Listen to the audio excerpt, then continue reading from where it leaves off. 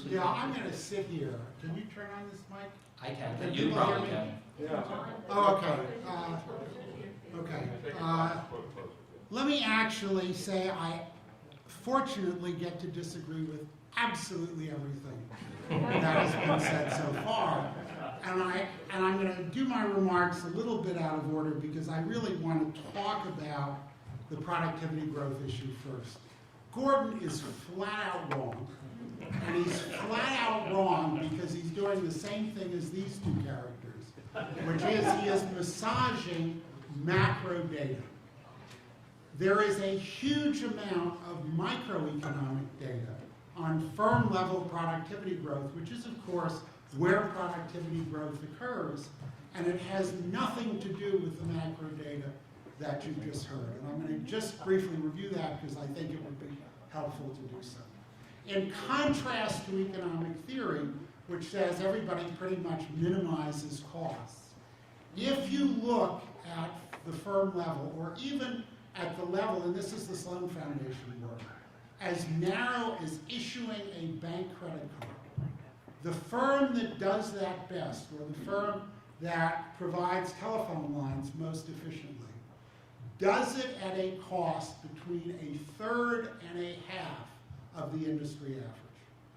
All the discussion you've heard is predicated on the assumption that all these firms are on the production possibility frontier. Now, we know from the comparative international data that that can't be true across the world. That there are lots of countries that are way inside that frontier, but we know from the firm level data that it is also true within firms in the developed world.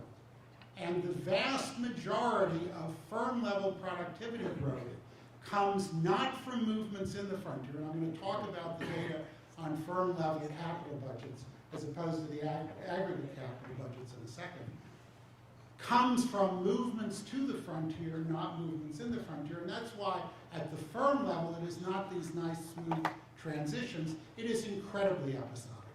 And you in fact get high levels of negative productivity growth at the firm level in certain cases.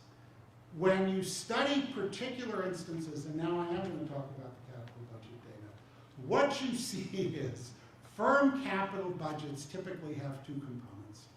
One component is the capital associated with focused management attention of the sort that you read about when you read about Toyota and so on particular processes. And one of the problems, by the way, with Gordon is he doesn't talk about really process productivity growth. He is focused much more on products, and process productivity growth matters a lot. In those instances, you do need small amounts of capital to complement the management attention. The returns on those capital investments are typically between 200 and 50% per year. These are projects that have payback periods of 2 years to half a year, to 6 months. And that is uniformly the case when you look at these capital budgets. Then the rest of the capital budget is that they got money to spend, they have a good idea about how they're going to spend it, and the net return on that part of the capital budget is 0. When you look at the firm level, the critical variable is the focus of management on day-to-day improvement.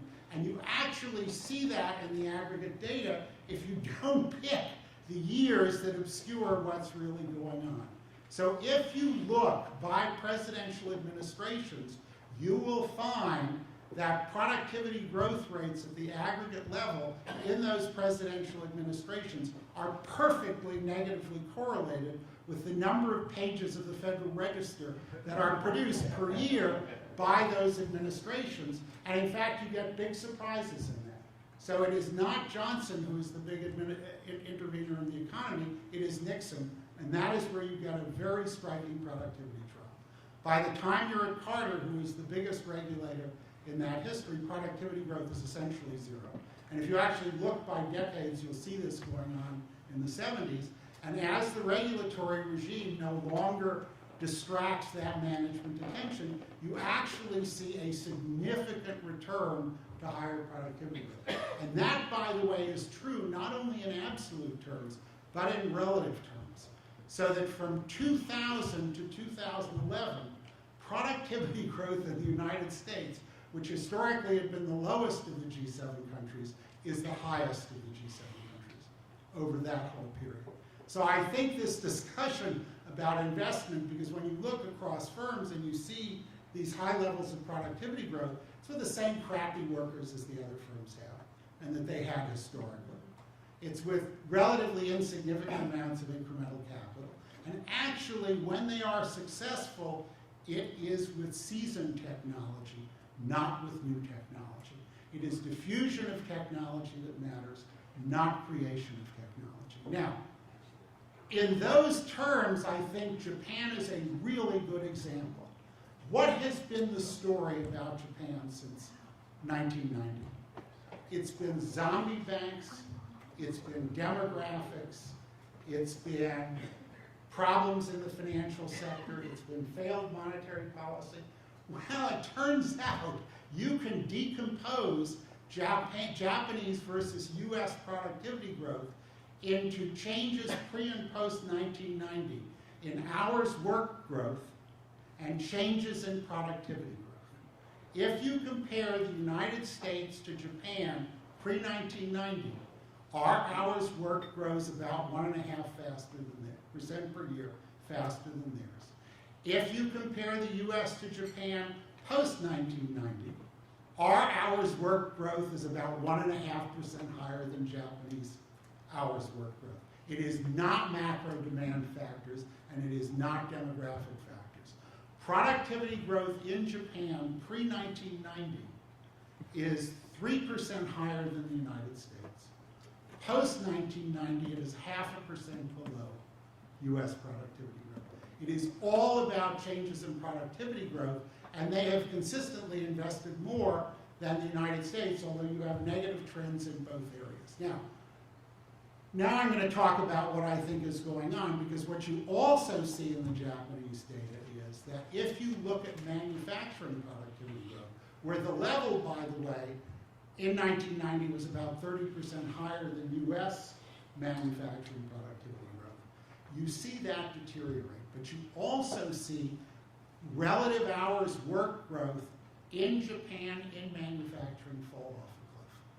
And I think if you think of this managerial model that I talked about, it's pretty clear what's going on. Japan has always thought of itself as a resource-poor country whose imports are absolutely critical, who want, therefore, to have a huge surplus of exports over imports, and that's manufacturing. The problem for the Japanese post-1990, which was the problem for the United States sort of post-1980, is manufacturing is dying. And it's not anybody's fault. It's that global productivity growth in manufacturing, properly measured, is 5 to 7% a year, and manufacturing demand is maybe 3% growth a year. They have taken this wonderful managerial machine that worked so well, and they have focused it on a dead-end business. They have fewer and fewer, obviously, manufacturing employees to which the productivity growth applies, and they're hard to get rid of. So even though they're getting rid of them rapidly, they're not getting rid of them. That is, they're not eliminating the hours in manufacturing as fast as they're eliminating the work. And that's a problem that isn't changing. That is calls for a huge structural adjustment. So what I actually want to talk about, and I've lost my watch. I've got, how much more time have I got? Because I do not want to. Another 15 minutes. Oh, good. Lots of time. What I want to talk about is a level of detail that was not addressed in these big macro pictures. And I want to talk about, and I'm glad we're both honoring, in addition to Hyman Minsky, Victor Zarnovitz, that there is a highly developed and very successful empirical tradition on business cycles, of which obviously Hyman Minsky is a part, and Victor Zarnovitz did really the very important work, along with your forebears, Jeff Wright, on verifying what that goes on. What a cycle looks like, and why the cycles have gotten less severe, is that firms typically lever up. And we think they lever up because if you're a good firm, you can afford it, and you're trying to differentiate yourself from weak firms by demonstrating growth and expansion, which does have some collateral benefit to the shareholders. That's sort of the Minsky drive to over-leverage. There is a shock, and of course shocks are always unanticipated. Demand falls, investment continues for a while because you can't cut it off, and production continues for a while. So you get huge increases in asset investments that are debt financed. And the modern theory of why they're debt financed is that you cannot sell equity in a recession. And the reason is fairly straightforward from the information literature. If I offered you the chance to bid for the money in my wallet, but I do one thing about the auction, which is if I don't like your bid, I won't accept it. How much do you want to bid for the money in my wallet? I guarantee you I know how much I have.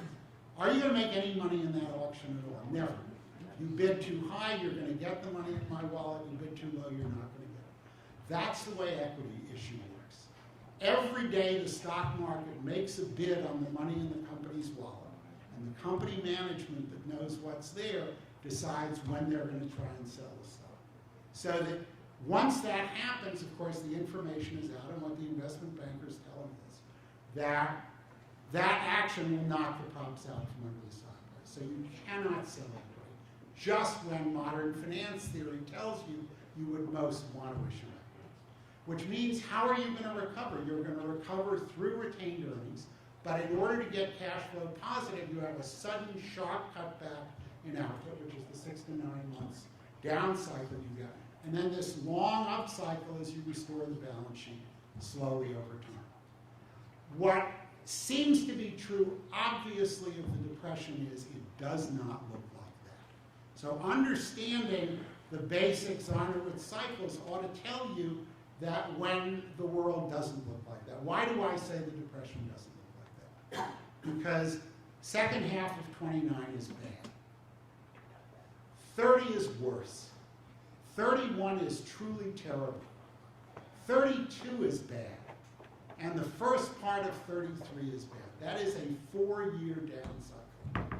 Something more than just adjustment to a shock is going on under those circumstances. Now, a modern theory would say that, look, what happens is that balance sheets of agricultural families deteriorate over the course of the 20s. So that in contrast to the 21-22 collapse in commodity prices, when commodity prices collapse in 29, those impoverished households cannot afford to move off the farms. And what you see strikingly, again in contrast to 21-22, is that out-migration from the agricultural sector of population stops through that down cycle.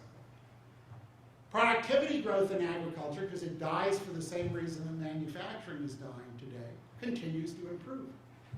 You got the same amount of people on the farms producing more food, drives agricultural incomes down, traps them even more.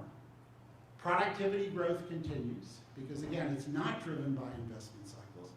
It's driven by the Agricultural Extension Service and institutions like that. Farm income falls. Farm income, by the way, falls by about 80% over those 4 years, and that's 35% of the population. So you've got a situation where, because of these rigidities, 35% of the population is marginalized. And of course, what happens, because this is a global issue, is everybody tries to export their way out of the problem. So Argentina and Australia, which devalue early, do relatively well, and people do well when they go off the gold standard and devalue. The problem with doing that globally is when you add up overall countries, the surpluses and the deficits have to be zero. The world can't work its way out by exporting the problem. If you look at today, the same thing is going on with the death of manufacturing. Everybody is trying to preserve their manufacturing sector, and they're trying to do it by exporting. The Germans have managed to do it by destroying the rest of Europe through the fixed parity based on the euro. The Japanese and the Chinese, and by the way, there was coincidentally this huge expansion from China and other places in Asia in manufacturing capacity, have done it with exchange rate control. Whether it's actually depreciating the exchange rate or allowing it not to rise at the rate where it would naturally rise is really irrelevant. They have run large and growing surpluses. The Koreans, the Thais, the Indonesians, and the Malaysians actually ran deficits for a while. They financed them with dollars. People got nervous about the exchange rate. The exchange rates collapsed. They destroyed their economies because the foreign debt burdens went up. But guess what? They went from deficit to surplus, and they're never running deficits again. But somebody's still got to eat those surpluses. And ultimately, they've come to the United States. There are other problems associated, however, with the change to services, which create special difficulties. What looks like happened as a result of movements to manufacturing is that labor productivity actually went up in those areas. That farm productivity was actually below manufacturing productivity. Wages were definitely higher in manufacturing. That is not true as manufacturing dies and you go to services. What goes up is profits. And the reason profits go up in the face of a lack of investment is profits come from two things. One is investment, but the second thing is barriers to entry. And barriers to entry, that is sustainable barriers to entry, typically come from natural monopolies. It's economies of scale. You want to ask the question in any local market, and service markets are local, what share does an entrant have to get to be viable in that market? And in these distribution businesses, those shares are 20 to 25%. Also, because you have a lot of repeat purchase in services, you have a lot of customer captivity, and market share stability is really high. So in some of these areas, it's 0.2% a year. You take, to get to 25% of 0.2% a year, would take an entrant 125 years. So there are big barriers to entry, and that has a huge impact on profitability. You don't get growth having no impact on profitability because entry destroys the profitability. Now there's no entry. Because there are economies of scale, you get actually operating leverage, which raises profitability. The cost reductions that typically would diffuse to other firms in the past, albeit slowly, now adhere to the firm that dominate these local markets. And you have seen, it's not an accident that the stock market is doing well. Profit share since 1990 in this transition has gone up from about 8.5% of national income to about 14% of national income. Till recently, you've got the bad behavior, which is typical late cycle bad behavior by firms that are just having a good time with their stockholders' money. So you have a big problem with distribution of income. And if you want to know how that manifests itself in the United States, roughly the top 20% of the population, depending on how you measure it, has about 50% of the income. They save 20% of their income. 50% times 20% is a 10% savings rate. If the overall savings rate is 5, and it's a little below that at the moment, that means the bottom 80% of households are just saving 5%. Since they got 50% of the income, they're spending 110% of their income every year. That's not something that's sustainable, and it ought not to be a surprise that when gas prices fall and they get a little extra money, they don't spend it.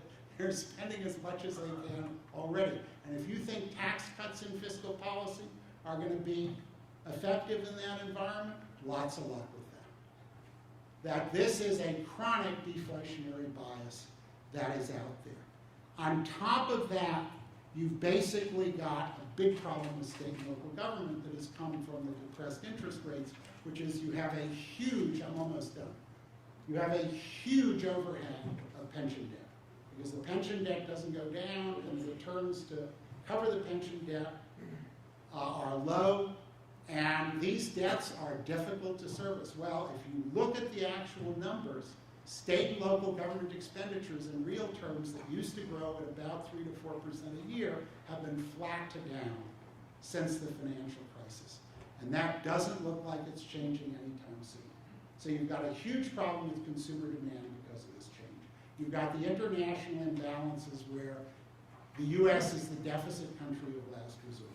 You've got the problems with state and local government expenditures, even as tax receipts go up, and because the service businesses are not that capital intensive, especially at the margin, and you don't get the entry and the new facilities that you get from manufacturing competition around the globe, investment spending has been depressed. And until these structural adjustments take place and people embrace services and do something about the distribution of income consequences, and I think you're really talking about a massive negative income tax, none of this is getting any better on the demand side. And if the countries in Europe and Japan continue to devote the management attention to a dying industry, which is manufacturing, I hate to have to say it, but Bob Gordon is going to be right, but not for the right reason. Well, thank you. That was fascinating. I mean, we thought we had China had a problem managing from manufacturing to services. Can I say that? Yeah, China is going down the tubes. Absolutely no question. If you read their 5-year plans, who do they want to be? They want to be Japan. How well did that work out? Really badly. Oh my God. Yeah, go ahead. Sorry. That's absolutely fascinating. Look, productivity is not my bag. What I've read about the history of productivity is that we had marvelous productivity gains in the 20s and the 30s, and process productivity was very, very important. But why do you have firms that have these small investments that they can make in process and they don't do it? That's asking, why do giraffes have necks that shouldn't theoretically exist? There is a limit to management attention. And when you hire managers, you've still got to supervise them, so you can't relax that constraint. The evidence is by building vertical bureaucracies, managers supervising managers. And the constraint here is the managerial attention.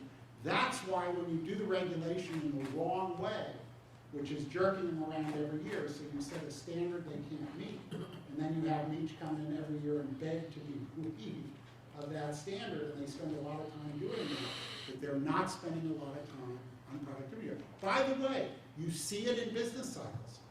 There is typically a 1.2% productivity loss in a business cycle, in a down cycle, when they're busy adjusting their balance sheets. That productivity never rebounds. Can I just propose something? In the United States, we don't issue equity to finance anything. That's We right. buy equity. Corporations buy equity equal to 3% of GDP, and the higher the price, the valuation goes, the more they buy. Okay, they have very, very distorted behavior. They are basically caught up in a bonus culture, as Smithers calls it, in which they are speculators in their own stock. This is not true of the Mittelstand in Germany. In Germany, the industrial sector has managed to hang on and flourish.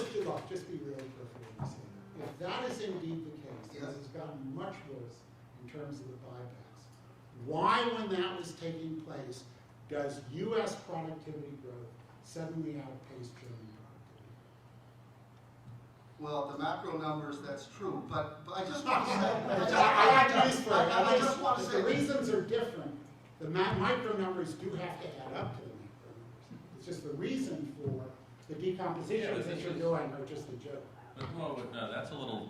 No, that's Hang on. So if you compare the U.S. to another developed country and you say, hey, it's doing better than the other developed country, great. But they're all, to your point earlier, doing worse. All the developed countries actually are seeing that long-term trend growth decline over decades. No, now, how do you get there? How do you get there? We can argue certainly and debate about measurement of productivity by all means. I'm not saying it's measured accurately, but the trends are pretty clear. And when you're trying to explain why is the pace of recovery over decades getting weaker and weaker, we're trying to come up with an explanation as to why is that happening. Demographics looks to be a reasonable component. Productivity growth looks to be a reasonable thing to look at. The macro numbers may differ from what the micro numbers you just described Can I just say one thing quickly? But on that There decline, is there's a long-term decline. it is not a uniform long-term decline. It is a very sharp decline When? at the end of the 60s and into the 70s. You look at 70s productivity growth, it is essentially No, zero. I'm not talking about productivity growth. I'm talking about overall economic growth I mean- declining in the developed countries Yes. for decades. And so if in a certain period the U.S. is relatively better than another developed country, by all means, no argument at all. But it's better than everyone, and what's the explanation in Japan versus the US? Yeah, we got a little bit better demographics. I mean, Hey, guys, those guys. things that- And why are the hours worked numbers the same relatively, if it's demographics? Well, we have to figure out why. I think it's a good question. Why is it getting weaker? Why is what getting weaker? Productivity growth? Overall growth. No, but you can decompose this in the case of Japan. And the hours worked numbers are relatively the same, pre and post 1990. No question. You can do those numbers. Right. So it's the And productivity growth that's different, and what have we done that they have not? Guys, We have guys, developed an effective service sector, and they haven't. So I'd love to open the list of questions from the floor. Please, sir.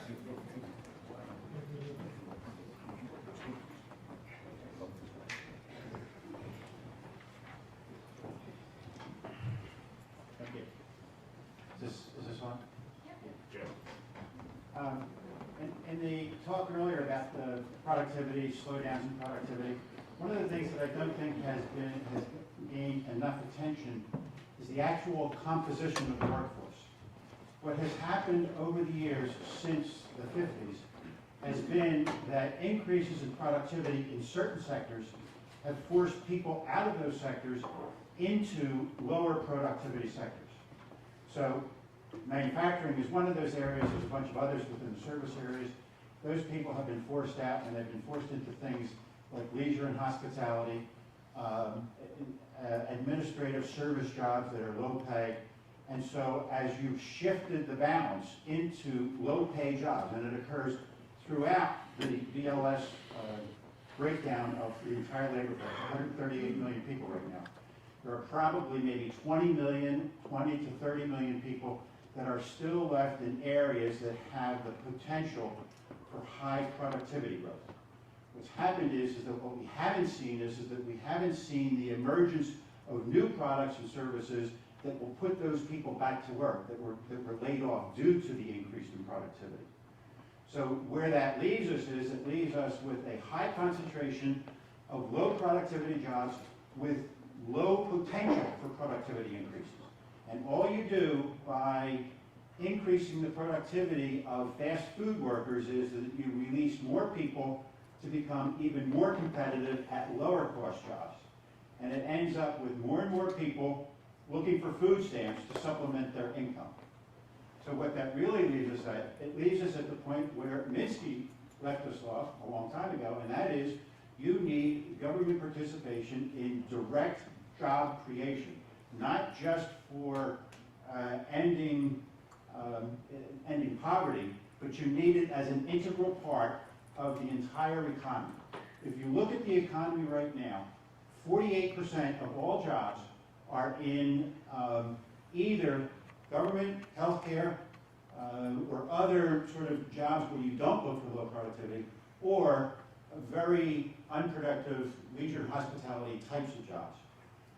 And then the other half are dependent, and the other half don't include a lot of high-tech people. There's a small portion that are in high-tech. A lot of them are engineers, designers, architects, and research people who are doing work for the government and healthcare areas that are not considered to be generally high productivity or high productivity increase areas. So what we really need to do is look more at the composition of the entire workforce and look to see where you are getting productivity increases and where you have forced people into areas where they can't get productivity increases out of those areas. And Bruce had especially. Well, I don't know, are you talking about the census of occupations or the industry? Oh, sorry. Are you talking about the census of occupations, or are you talking about the industry distribution of jobs? I'm talking about BLS industry distribution of jobs. Okay, forget that. You're looking at the wrong data like everybody else. Okay. You want to look at the census of occupations. What is the biggest now and fastest growing area of the U.S. economy? And you'll see the problems of productivity measurement in those terms. It is managerial and professional. Now, I'll give you the most striking piece of data from the Census of Occupations. The number of non-degreed extractive workers in the United States today, and don't forget we had 1.3 million coal miners alone after the war, is 140,000. The number of professional athletes in the United States is 220,000. Now, they are managerial and professional workers, and it's very hard to see what the productivity growth is there. Fast food workers are about 2.1 million. Teachers and librarians, and here is where I think what we were both talking about, which is the state and local government problems, are 6 million, and they were going to 7, but they've stagnated at 6 million. Again, I think that when you talk about industrial composition, it really is much more about the jobs that are actually being done within those industries that are important. And the reality is that actually the United States, compared to some of these foreign countries, has produced good jobs. Whether they're high-wage jobs is probably still true because managerial and professional tends to be high-wage. Whether they're high-productivity jobs is a much tougher question to answer. And let me do the one really canonical example here. Because the three big service areas, by the way, are not what people think of. The biggest is housing by far. The second biggest is medical care. And the third biggest is education. Okay, since 1960, student-teacher ratios have fallen by about a half. Do you notice a big increase in educational productivity? Hard to say. So again, when you talk about the government sort of intervening to change the composition of jobs, that is not a simple matter. I don't want to talk for too long, but let's just talk about one other thing everybody talks about. Infrastructure. Infrastructure is not a way to short-term stabilize the economy. If we have an infrastructure problem, we want a big, efficient infrastructure production segment. But all your kids are not going to be heavy equipment operators for 2 years and then going back to doing something else. And productivity growth in infrastructure construction, as opposed to residential construction, which is a little different, is actually quite high. What about the ratio? Just whichever database you use. What about the ratio? What about the ratio of highly productive jobs, newly created highly productive jobs? No matter which database you're using, versus newly created jobs in that sector versus the new jobs that are in the low productivity, low growth areas. Okay. What do you use? Okay. Let me give you the canonical answer, which I don't believe, and then go back to the answer I just gave you. The standard economic way to measure job productivity is by wages. That's the faith that economists have. You get paid your marginal product. Managerial and professional jobs, teachers, doctors, nurses, are well-paid jobs. That would suggest that those are high productivity jobs, and what I'm trying to tell you is we have no idea what the productivity of those jobs looks like, okay? So you can't give an answer to that question. Yeah, but let me give a clear answer, because I specialize in that. And I'm again going to disagree with everybody. And I want to go back to the Depression, because we tried a lot of things in the Depression that did not work. And in fact, there's a lot of evidence that just the Keynesian stimulus of World War II, which gets credit for solving the Depression, is not what's going on. The reason I say that is that the Keynesians were running around Washington quite properly for their model in 1944 and 1945, saying the Depression is coming back. And of course, it didn't. And Paul Samuelson, who was one of them, never made another economic forecast for his whole life. Why, though, did the Depression not come back? And if you ask me in the model that I just articulated to you, it's because World War II is inadvertently extraordinarily successful industrial policy. Gets everybody off the farms at government expense into the cities either through the army or in the war industries, and the countries that don't participate in the war and don't have that never recover from the Depression. Argentina being the most striking case in point. When you do corrective policy of deep structural problems, I would not tie it to cyclical policy. So my friend here is just oughtn't to be talking about that. What you want to do is do structural changes that will compensate for the negative effects of economic change. And I want to talk about three of those changes that I think two are not occurring that would be hugely beneficial, and one of which I think did happen. There was a lot of talk about another depression. I think that actually the reason it never even came close to fruition is that we have embedded in all economies a heavy degree of government involvement in supporting companies. They had the confidence that that meant there wasn't going to be another depression, that the manufacturing enterprises were going to get supported, and they continued to spend. I don't think it was budget deficits or anything like that in the short run. If you're going to correct these income inequalities, I think you have to do it on a sustained basis. You have to face the fact that in some sense there are going to be lower paying jobs, and you've got to compensate for that with a massive negative income tax, earned income tax credit. I mean literally massive. So you earn $9,000, the government gives you $18,000 in an earned income tax credit. That is a structural change. It's not something that you're going to do to cure a recession and then get rid of later. And I think that's the way you want to think about it. Great. Wait, let me just do the last part of this because I think it's important. The other thing that's crucial are these international imbalances. Everybody's trying to export and you want to create import demand. The obvious way to do that is to have the IMF print money rather than the US supply reserves and give it to the countries that are going to import it, And the reason I think that's important is that not only is manufacturing dying, but as manufacturing productivity rises, the value of low-cost labor, which has been the export-led path to development, gets smaller, and that growth model is going to disappear over the next 25 years. So you're going to need a source of institutional support for those countries that is permanent, that would also relieve the pressure of these international imbalances. But I would focus on long-term structural changes, not short-term cyclical interventions.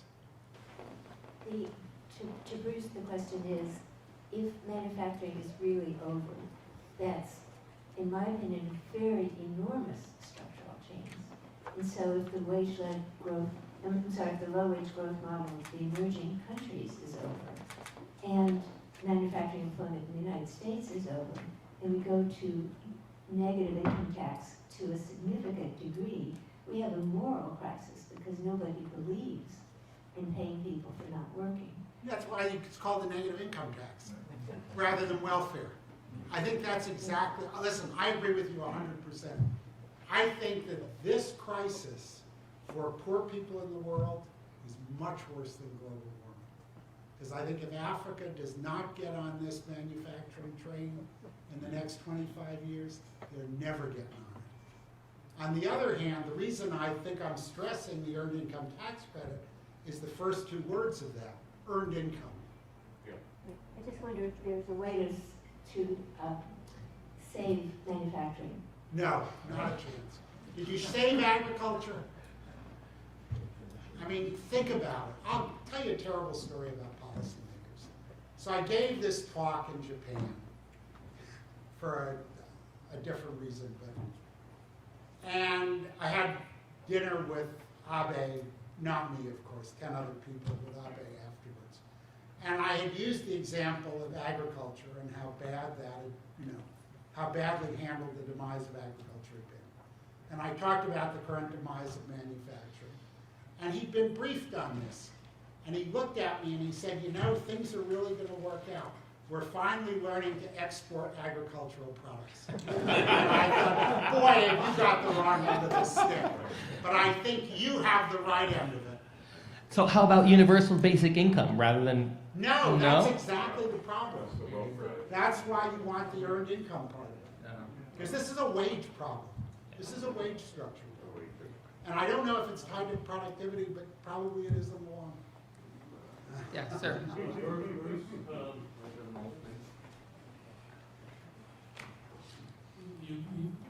This is a question just for you. You're talking about the best manufacturing.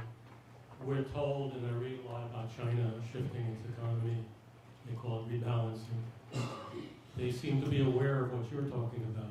They are aware of it, and there's And- not a chance they're going to do it. Right, could you speak to that? Why Okay, they now I'm fail now to going see to that? quote Yeah. the great economist who was cited here, who is not here, but who has spent a lot of time with the Chinese government. I don't know if it's clear to you, but there are extraordinary conflicts going on within the Chinese government. And I guess can I do off the record here? Many members of that government are trying to resign. And the party chairman will not let them. Now, the party chairman has a lot of power, and it doesn't come from him alone. The best guess is that it's coming from the state-owned enterprises, which are under pressure, which are the manufacturing enterprises. And if they are his power base, they may try and do services, but they're not going to let those institutions shrink or die. And that means this is going to last for a very, very long time in China. And that means China is going to ultimately have the same problem as Japan. Now, Japan, they've been committed to this export model and therefore to manufacturing in the face of, by now, 25 years of deteriorating performance. And as I say, when you look at the productivity data by sector, you can see where it's coming from. And they haven't learned. These are powerful ideologies. People say you gotta make stuff. Just like in the 1900s, people say, how can we have a stable society without yeoman farmers? Well, I don't know how stable he thinks it is, but we got a society without yeoman So farmers. you're saying they are going to make a transition, but not happy with. And I don't think ever. I mean, I think that this is going to last. I mean, Well, Jefferson would have said the same thing, that the farmers did disappear. they did. So they're going to disappear in China one way or another, is what you're saying. Yes, they will. The question is how long and at what cost. I think you're right. I guess you're right.